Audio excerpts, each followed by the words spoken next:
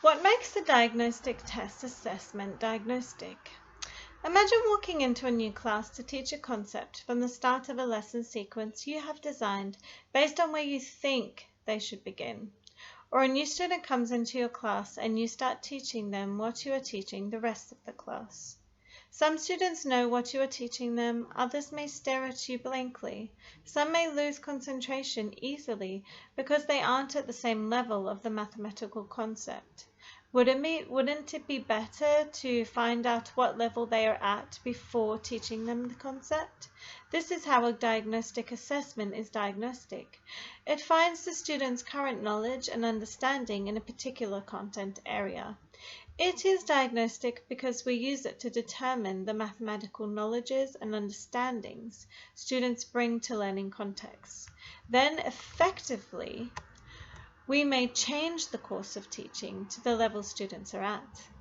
Students' diagnostic assessment is administered one-to-one between teacher and student. The diagnostic assessment has no right or wrong answer, and the recorded responses provide us teachers with a reflective tool with which to plan effective future pathways. For example, a division diagnostic test would begin with a small digit divisor and a dividend no greater than 10. The complexity would increase until students begin to have difficulty. Teaching can commence at this point. Why diagnose students' difficulties with maths?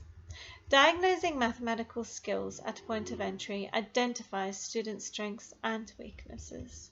Sometimes specific gaps can be detected due to absence from school, moving schools, or a less effective teacher. A diagnostic assessment provides important information about students' knowledge and their individual place in the learning sequence.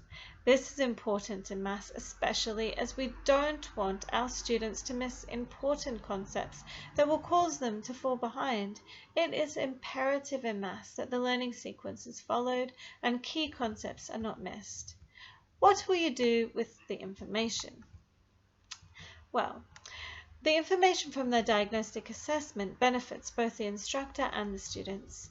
Using diagnostic assessment, we can plan meaningful and efficient instruction.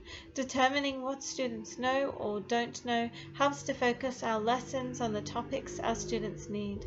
This eliminates frustration and boredom caused by not being at their optimal level of learning.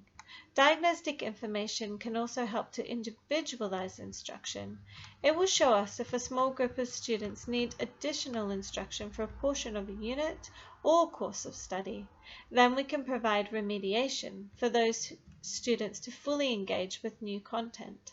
Also, we can design activities for a group who are beyond what we are learning in the standard curriculum through independent or small groups. Study groups.